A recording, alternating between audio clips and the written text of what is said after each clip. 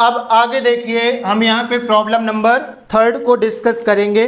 तो सबसे पहले आप लोग क्वेश्चन देखेंगे, आपके स्क्रीन पे आ रहा होगा, तो आप लोग क्वेश्चन को मैच करेंगे। तो क्वेश्चन क्या है, sum of the digit of 2 digit number is 9। ठीक है, मतलब सम ऑफ 2 डिजिट नंबर 9 है। तो सबसे पहले समझो 2 डिजिट नंबर क्या होता है भाई। तो सपोज जैसे कि हमारे पास कोई नंबर 10 है, ठीक है, तो ये फर्स्ट वाला हमारे पास होता है 1 डिजिट, ये दूसरा वाला हमारे पास हो जाएगा सेकेंड डिजिट। ठीक है, तो इस तरीके से दो डिजिट नंबर होगा। तो आपके पास क्या दिए कि 2 डिजिट का नंबर का अगर हम सम करेंगे तो आपके पास 9 आएगा। तो सबसे पहले तो यहाँ पे लेट लिख लो। ठीक है, आपको पूरा क्वेश्चन नहीं पढ़ना है, सबसे पहले एक लाइन पढ़ना है, एक लाइन से जो भी आपको समझ में आता है उसको सॉल्व करना है, क्योंकि पूरा क्वेश्चन पढ़ने के बाद इंफॉर्मेशन ज्यादा हो जाएगी, फिर उसको स्पेसिफाई करना थोड़ा सा डिफिकल्ट होता है, फिर वहीं पे हमारा माइंड घूमने लगता है कि इसको सॉल्व कैसे करना है। ठीक है, तो सबसे पहले लिख लो, let the first two digit number, क्या भाई आपके पास x आपने लेट कर लिया, एंड यहां पे लिखो and second number of 2 digit, ये हो जाएगा, हमने y लेट कर लिया। ठीक है, मतलब सेकेंड वाला नंबर हमारे पास 2 डिजिट का y है। ठीक है, तो ये हमने लेट कर लिया। अब अकॉर्डिंग टू क्वेश्चन क्या बोल रहा है भाई कि सम ऑफ 2 डिजिट हमारे पास 9 है। ठीक है, मतलब हमारे पास अगर x कर देंगे और y कर देंगे तो हमको मिलेगा 9, मतलब फर्स्ट डिजिट और सेकेंड डिजिट को सम कर देंगे तो 9 मिलेगा। इसको दे दो इक्वेशन नंबर 1। ठीक है, अब आगे लाइन पढ़ो, क्या लिखा है, also the 9 times of this number is twice the number obtain by reversing the order. That means हमारे पास अगर 2 डिजिट का नंबर यहाँ पे लेते हैं, जैसे हम 10y ले लिया प्लस x ले लिया। ठीक है, ये हमारे पास एक नंबर है। ठीक है, ये हमारे पास एक नंबर है।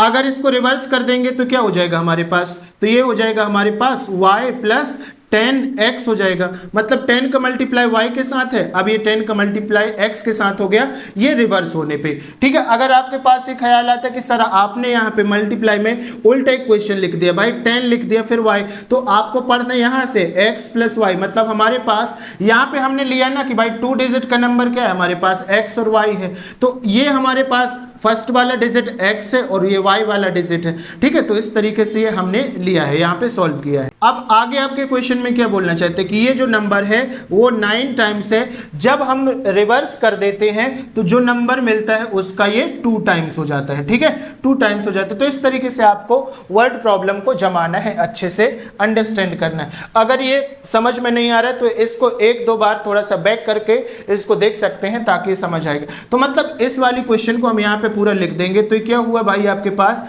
9 10y प्लस x आया is equal to 2y plus 10x आ गया। ठीक है, मतलब ये वाली पूरी क्वेश्चन को हमने यहाँ पे लिख दिया। अब देखो इसको आगे सॉल्व करेंगे तो क्या हो जाएगा, 9 का मल्टीप्लाई 10 के साथ करेंगे तो ये हमारे पास हो जाएगा 90y।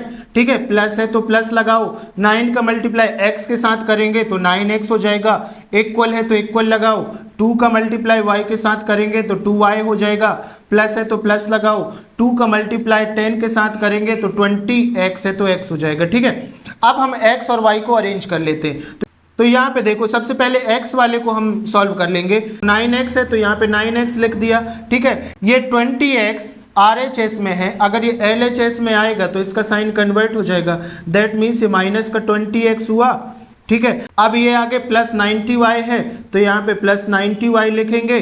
ठीक है, अब ये माइनस प्लस में 2y है, ये आएगा हमारे पास LHS में तो माइनस में हो जाएगा, दैट मीन्स माइनस का 2y इज इक्वल टू 0। ठीक है, अब यहाँ पे सॉल्व कर लो। देखो 20 में से 9 जाएगा तो 11 माइनस 11x बचेगा, प्लस है तो प्लस लगाओ, 90y में से 2y जाएगा तो यहाँ पे बचेगा हमारे पास 88y। ठीक है, ये बच गया।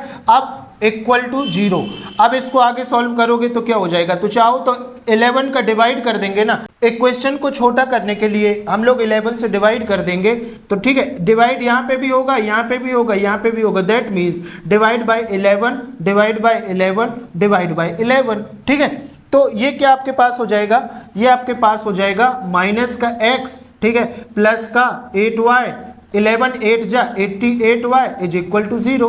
ठीक है, ये हो जाएगा आपके पास। ठीक है, और इसको भाई साहब आप दे दो इक्वेशन नंबर 2। ठीक है, इस तरीके से हमने इक्वेशन नंबर 1 और इक्वेशन नंबर 2 बना लिया। ठीक है, तो यहां तक तो हमको दिक्कत नहीं होगी। अब इन दोनों इक्वेशन को हमको एलिमिनेशन मेथड के थ्रू सॉल्व करना है। तो अब देखो हम क्या लिखेंगे यहाँ पे, फ्रॉम इक्वेशन नंबर 1 एंड 2। ठीक है, इक्वेशन नंबर 1 एंड 2। ठीक है, तो भाई इक्वेशन नंबर 1 लिखो, x plus y is equal to 9। तो ये हो जाएगा x plus y is equal to 9। ठीक है, और इक्वेशन नंबर 2 क्या है, माइनस का x plus 8y is equal to 0। Minus का x plus 8y is equal to 0। ठीक है, ये आपके पास दिया है। और यहाँ पे मजे की बात यह है कि माइनस पहले से ही लगा है x वाले वेरिएबल में, मतलब यहाँ पे x है और x है, कोई चेंजेस करने की जरूरत नहीं है। तो इस वाले इक्वेशन को हम कर देंगे प्लस।